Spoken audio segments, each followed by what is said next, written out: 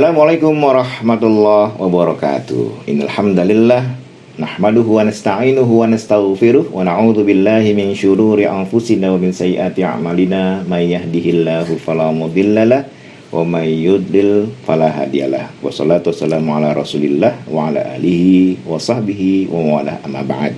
Apa kabar sobat podcast Kemenak Tangsel? Jumpa lagi bersama kami podcast Kemenak Tangsel dalam edisi Bincang Santai Ramadan. Kali ini kita akan membahas tentang riya.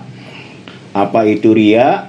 Kemudian apa saja yang harus dilakukan agar orang itu tidak berbuat riya? Maka telah hadir di studio kami Ketua Forum Komunikasi Penyuluh Agama Islam Kemenak Tangsel atau biasa disebut dengan FKPAI Tangsel, yaitu Al-Ustadz Adi Cahyadi SPD ya? ME. Oh, ME. Muhammad Adi Cahyadi ME. Assalamualaikum Ustaz. Waalaikumsalam warahmatullahi wabarakatuh. Apa kabar? Sehat-sehat ya? Alhamdulillah. Sehat. Ini puasa-puasa tapi tetap cerah gitu. Oh ya harus dong gitu, biar jadi contoh nih. Terima kasih telah berkenan hadir di studio podcast ya. Siap, sambil menemani pemirsa untuk buka puasa ini ya. Pembahasan kita tentang riya ini Ustadz. Nih orang banyak suka bilang riya, tapi apa sih maksudnya riya itu? Nah, iya. Riya ini materi yang berat sebenarnya. Ya, saya memang diminta sama podcast Tangsel nih minta bahas riya. Terlebih kadang kita sedang puasa Ramadan ya. Nah, ini kan termasuk kita yang harus kita tarbiyah adalah hati kita. Nah, riya ini salah satu penyakit hati. Nah, kadang-kadang dia ini melekat pada hati kita dan kita tidak sadar. Memang saking halusnya riya ini hanya kita dan Allah saja yang tahu. Jadi riya itu kalau kita referensinya kita lihat adalah bahwa riya itu dari kata arya ya, atau dari kata dasarnya ro'a ya, sebenarnya melihat ya. Jadi kalau secara bahasa mungkin kita bisa artikan secara bebasnya bahwa kita ingin dilihat. Nah, tapi dalam konsep agama, dilihatnya ini ingin dilihat oleh manusia, ingin dilihat oleh makhluk, bukan khalik. Jadi kita dalam beribadah, dalam beramal soleh, tapi terselip di dalam hati kita, tidak murni, tidak ikhlas hanya karena Allah semata, tapi ada terselip kita ingin dilihat oleh makhluk. Agar dipuji gitu mungkin ya. Nah itu dia tujuannya, ingin dipuji, ingin disanjung, ya ingin dilihat oleh orang dan orang akan memuji kita. Itulah kurang lebih riya itu seperti itu.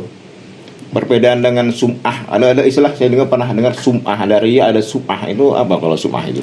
Sum'ah lebih kepada ingin didengar ya. Dari sebenarnya beda-beda tipis lah. Tapi memang kalau riya ini ingin dilihat, sum'ah mungkin ingin didengar. Sebenarnya tujuan sama sebenarnya hampir sama. Bukan ingin karena Allah ya. Iya, tujuannya ingin pujian makhluk. Jadi kita beribadah bukan ingin dilihat oleh Allah, tapi ingin dilihat oleh makhluk. Gitu, Tat. Kemudian apa seberapa besar bahaya orang yang beribadah karena riya? Karena gini Ustaz ya, riya itu sangat halus sebenarnya ya. Iya, betul sekali. Ada orang yang melakukan ibadah, sholatnya Allahu Akbar, kemudian jadi imam gitu kan ya, suaranya merdu. Tapi ya mungkin tidak semua orang berbuat riya gitu ya. Betul. Tapi kadang-kadang dengan suaranya biasa, ini kalau sholat sendiri biasa aja gitu. Tapi ketika jadi imam, suaranya dimerlu-merluin, bahkan ayatnya dibaca panjang. Ini seberapa bahayanya riya itu bagi seorang yang melakukan ibadah gitu. Nah, ini dia. Riya ini memang penyakit yang halus dan dia agak aneh. Mengapa saya bilang aneh? Orang mungkin kadang-kadang maksiat itu karena tidak tahu ya, karena tidak tahu ilmunya, karena tidak tahu dasarnya, sehingga orang melakukan perbuatan dosa. Riya itu termasuk dosa ya, karena nanti kita jelaskan. Jadi misalkan orang yang melakukan apa misalnya dalam dosa, misal dalam hal memakan riba misal gitu ya, dia melakukan itu karena mungkin tidak tahu. Atau orang awam, orang yang tidak berilmu agama. Tapi riya ini unik. Jadi kadang-kadang orang yang bergelar, mohon maaf kiai, ustadz, orang yang berilmu, qori dan sebagainya, justru ini yang rentan orang terkena penyakit riya ini.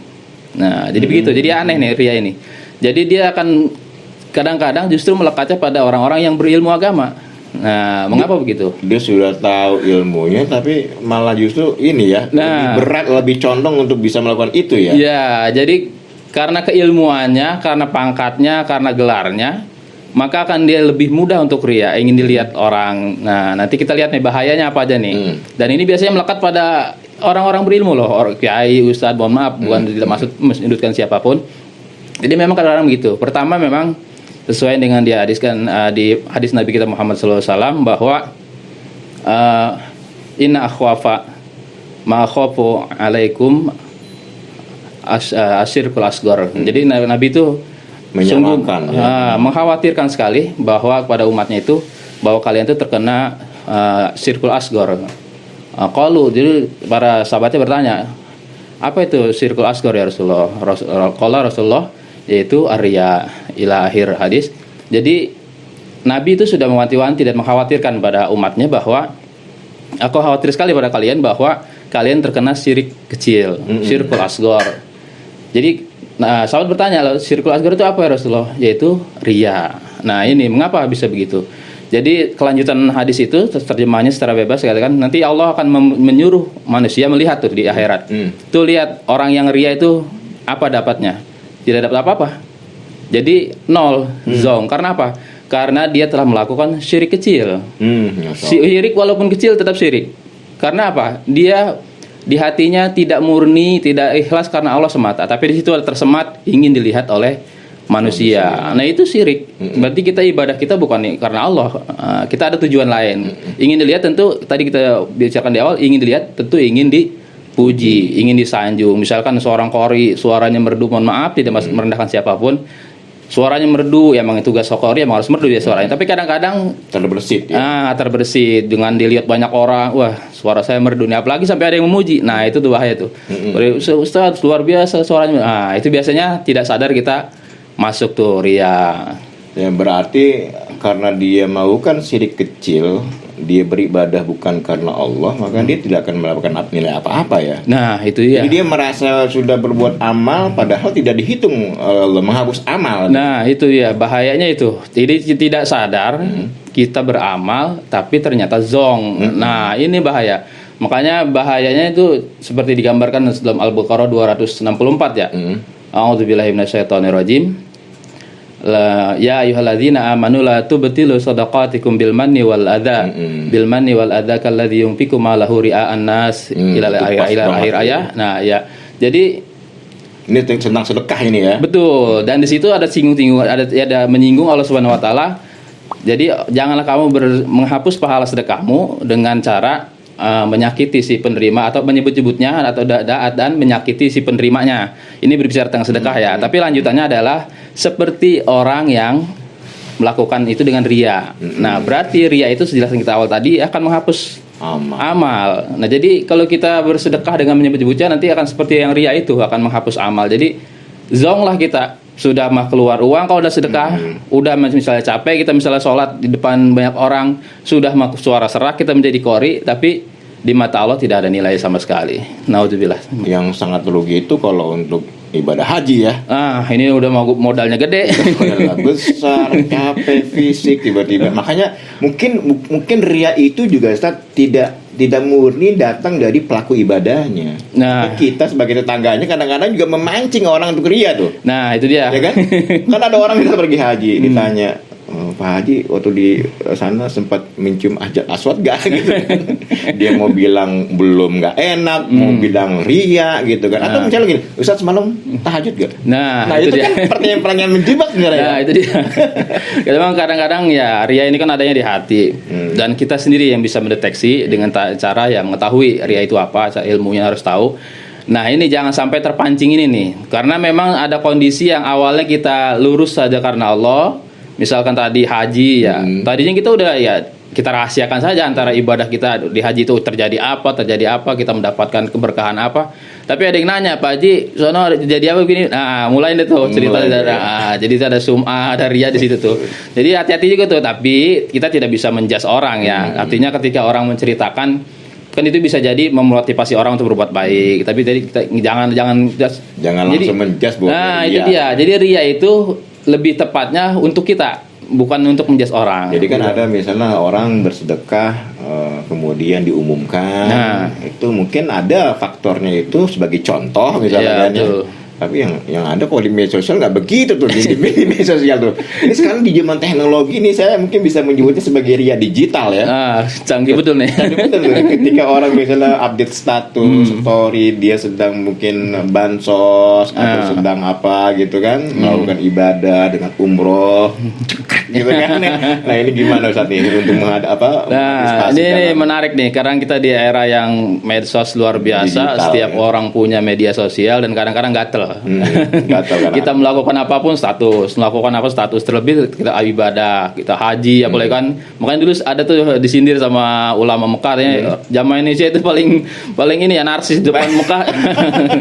Ya jadi memang ada ini ya, ada dua sisi yang berbeda. Jadi Rasulullah dulu pernah mencontohkan suatu ketika Rasulullah berpidato dengan berapi-api dengan keutamaan orang yang bertakwa dan orang yang bersedekah. Ketika itu mau hendak berangkat berjihad di jalan Allah Subhanahu wa taala, karena kekurangan biaya, akhirnya Rasulullah berpidato tentang sedekah. Nah, itu situ tergeraklah seseorang untuk menyerahkan beberapa dinar, beberapa dirham. Dengan begitu ternyata orang melihat, sahabat yang lain melihat. Akhirnya yang punya apapun diberikan, punya gandum 1 genggam diberikan, bahkan ada yang punya setengah genggam diberikan. Artinya apa? Ketika kita melakukan amal soleh, amal baik, sedekah atau apapun itu, kadang-kadang kita butuh juga mempublikasikan itu. Karena apa? Karena itu contoh, bisa menjadi contoh untuk orang lain. Penting juga. Nah, terkait dengan media sosial. Nah, ini kan kita bicara hati.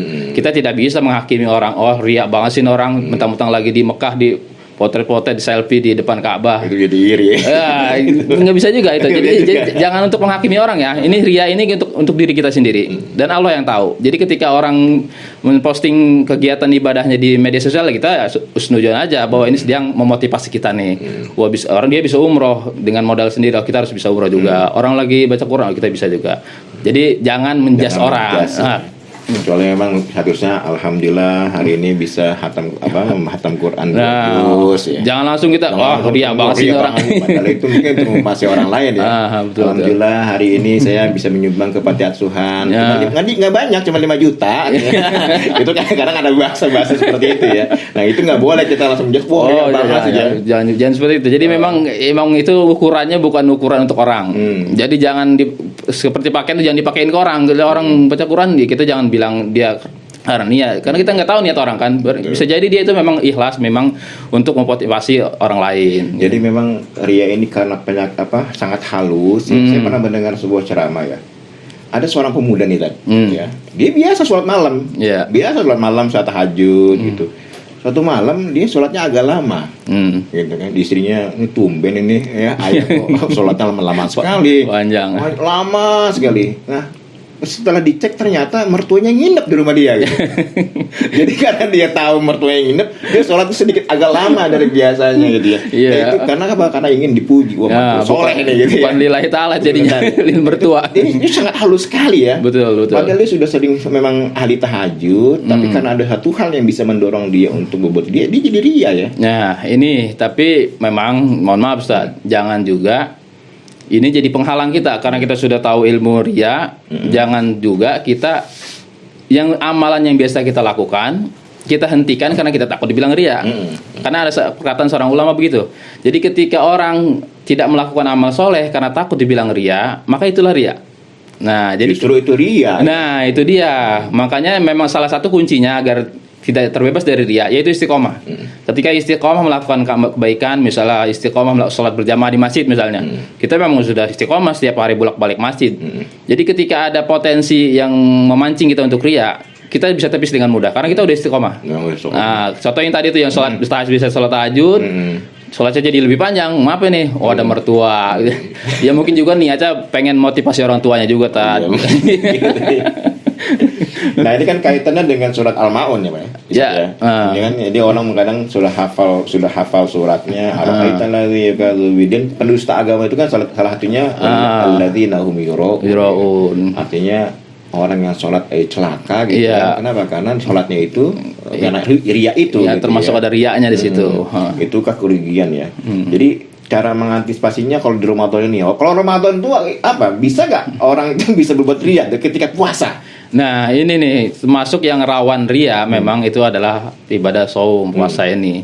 Tapi memang kalau untuk saum yang wajib ya, yang Ramadan itu agak kecil kemungkinannya. Karena semua orang melakukan. Nah, semua orang melakukan. Kita nggak bisa dong berbangga-bangga misalnya, lagi puasa dong. Emang itu mah wajib, semua orang juga puasa. Nah, yang agak bahaya itu biasanya puasa sunnah. Biasanya ada orang yang mendawamkan puasa Senin Kamis, misalkan ada yang orang yang mendawamkan puasa Daud. Nah, itu biasanya tuh agak, mohon maaf ya, bukan kita mau menjudge orang, tapi kadang-kadang pengalaman pribadi gitu ya. Misalnya bertamu ke rumah orang atau ada tamu orang nawarin makan gitu. Silakan tuh. Aduh, mohon maaf saya saum. Nah, itu tuh kalau lagi ngomong saumnya itu kayaknya enak banget ya. Kayaknya dilihat orang tuh. Soleh sekali temanku gitu. Itu dia. Nah, itu kadang-kadang menjadi dilema itu tadi ya. Ya. Apa yang agama anjurkan ketika misalnya kita diundang oleh seseorang dalam sebuah undangan lah, gitu. Kemudian memang pas saat kita sedang puasa.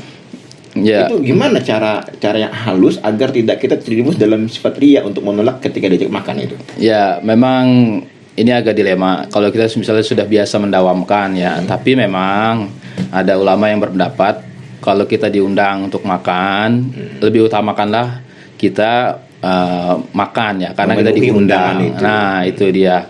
Atau mungkin kalau kita memang sudah sangat terbiasa, sudah sangat istiqomah dengan amalan puasa itu, ketika kita diundang makan ya kita kembali ke hati kita lah. Kita menolak secara halus, mohon maaf bagi saum. Nah, cuman hati-hati itu di situnya. Karena untuk sama teman akrab mungkin nggak jadi masalah. Karena semua orang udah akrab ini. Jadi memang harus hati-hati bener ya. Tapi emang itu ya kembalilah. Kita kembali ke hati kita. Kalau sesuatu yang udah istiqomah biasanya ya sudah hal yang lumrah saja, kita puasa setiap Senin Kamis sudah biasa saja. Jadi nggak begitu pengaruh. Nggak pengaruh pada hati ya. Iya, mengucapkan itu bukan ada unsur ria gitu ya. Betul sekali. Ini Masya Allah kan sebagai ria ya. Jadi butuh latihan memang ya. Betul. Tapi ketika orang sudah istiqomah, ya artinya biasa aja, sebenarnya bukan nggak ada ria ya. Iya, betul. Tapi memang dalam terutama tadi saya sebutkan dalam ria digital ini banyak sekali. Kalau saya lihat di HP saya ini saya sekarang suka kepo gitu melihat teman-teman gitu kan, tapi saya tidak langsung menjudge bahwa dia ria, tapi ini bisa sangat terjadi, sangat memungkinkan lagi, sangat memungkinkan dia itu bisa jadi ujub, jadi ria. Kalau ujub itu apa? Ini ya hampir sama dengan ria. Hampir sama sebenarnya. Jadi memang saya kembalikan ke tadi yang saya bilang, ini sangat rentan untuk yang berprofesi sebagai ustadz, kiai, karena kadang-kadang itu ya kita tidak sadari, tapi kita kan penting juga sebenarnya untuk memposting itu kan. Misalnya kayak ustadz kan saya lihat ya sedang ceramah di mana, itu bagus kan, untuk penting untuk memotivasi orang dan juga mensiarkan apa kegiatan kita. Tapi memang jangan lupa juga, memang biasanya orang yang memiliki predikat itu biasanya lebih mudah. Biasanya memang karena setan sangat halus nih bermain di hati nih. Jadi memang termasuk yang penyakit yang menjangkiti seseorang itu hampir tidak terasa, karena kan Imam Ghazali bilang antara ria dan ikhlas itu batasnya sangat tipis sekali. Nah ini makanya orang-orang yang punya otoritas tertentu, misalnya sebagai ustadz, kiai, ini harus hati-hati betul nih. Makanya bukan saya mengajarin ya, tapi memang pengalaman saya pribadi, saya pun bukan siapa-siapa, tapi ketika saya orang biasa misalnya, ketika kita memposting misalnya, kadang-kadang ada yang nge-like aja tuh, ada yang nge-like, ada yang komen, "Ih keren banget Ustaz, mantap." Ya. Iya. Nah, jadi emang itu harus hati-hati betul. Ya artinya mungkin kalau dalam postingan mungkin tidak terlalu ini, tapi dalam praktek kita ibadah, jangan sampai kita sholat ya. Kan saya pernah baca hadis, yang paling aku khawatirkan dari umatku itu adalah ketika seorang memperbagus sholatnya lantaran dia mengetahui ada orang yang melihatnya gitu kan. Itu mungkin betul. Itu yang diwanti-wanti Nabi ya. Dan saya sangat ingat sekali perkataan dari Ibnu Qayyim Az-Zawji, beliau berkata, riya itu ibarat seorang sedang berjalan di padang pasir, panas gitu kan, panas luar biasa, butuh air kan, tapi ketika dia berjalan di padang pasir, yang dibawa bekalnya itu sekarung pasir, memberatkannya tapi tidak memberi manfaat. Mungkin ada gitu analogi ria itu, orang sudah sholat capek-capek gitu, tapi ternyata zong menurut Allah. Nah ini Masya Allah, ini Mudah-mudahan kita terhindar dari sifat riya. Amin. Jangan Betul. sampai kita sudah puasa sebulan, beribadah selama ini. sebulan, ternyata 0,5 tahun. Allah ma'ajubillah min dzalik. Baik, Ustaz, mungkin ada kesimpulan yang bisa disampaikan untuk pemirsa? Ya, memang ria ini satu penyakit yang bisa siapa saja terjangkiti, tapi memang sangat mungkin, sangat besar kemungkinan justru orang-orang yang memiliki kapasitas keilmuan, misalnya seorang qori, seorang imam masjid, kiai, sangat rentan penyakit ria ini. Dan memang salah satu juga penyakit ria ini yang sangat luar biasa ya dampaknya untuk amal-amal ibadah kita selain zong tadi. Ini juga memungkinkan kita untuk dijebloskan ke neraka oleh Allah Subhanahu wa taala. Nauzubillah. Dari ada hadis yang diriwayatkan oleh Ahmad kalau tidak salah. Jadi ada 3 orang yang nanti di hadapan Allah Subhanahu wa taala dipanggil. Ya, secara ringkasnya saya bilang bahwa 3 orang ini dihadapkan pada Allah, apa yang kamu kerjakan di dunia? Yang satu, orang yang berjihad di jalan Allah Subhanahu wa taala. Saya berjihad karenamu ya Allah. Kata Allah, kadzabta, kamu bohong. Kamu berjihad ingin dibilang seorang pahlawan. Kedua, orang yang berilmu tadi, orang yang ulama, dia belajar ilmu agama lalu mengajarkannya kepada orang lain, jadi membacakan Al-Qur'an. Dia bilang, saya melakukan ini karenamu ya Allah. Kata Allah, kadzabta, kamu bohong. Kamu ingin disebut ulama. Lalu yang ketiga adalah orang yang banyak hartanya, dia rajin bersedekah, dia bilang saya melakukan ini karenamu ya Allah. Tapi kata Allah apa? Kadzabta, kamu bohong, kamu ingin disebut dermawan. Kamu sudah dapat itu semua. Nanti Allah memerintahkan malaikat untuk menyeret dia dengan wajahnya, dijebloskan ke neraka. Nauzubillah, nauzubillah. Jadi kembali ke hati kita, mari kita senantiasa berintrospeksi diri dan kita senantiasa mendeteksi bagaimana hati kita terbebas dari dia. Kata Imam Ali bahwa cara mendeteksinya mudah saja kalau secara sederhana ya. Ketika kita beribadah di hadapan banyak orang sama saja dengan ibadah kita tidak ada orang, maka kamu terbebas dari ria. Tapi ketika kamu beribadah di depan banyak orang, ibadah kamu lebih bagus ketimbang kamu sendiri, itulah ria. Begitu Ustaz.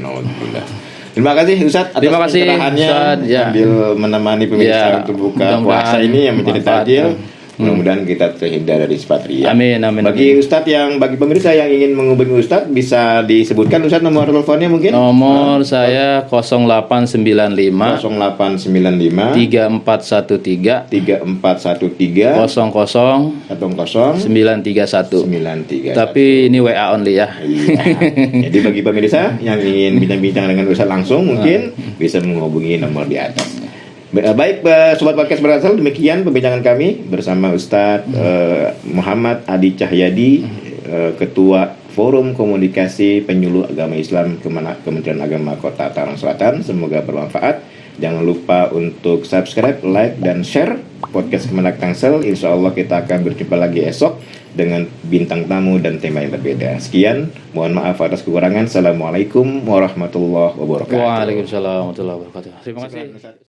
هلا هلالك يا هلا بك هلا هلالك يا رمضان والله اشتقنا فرحنا بك صوم وطاعة للرحمن صوم وطاعة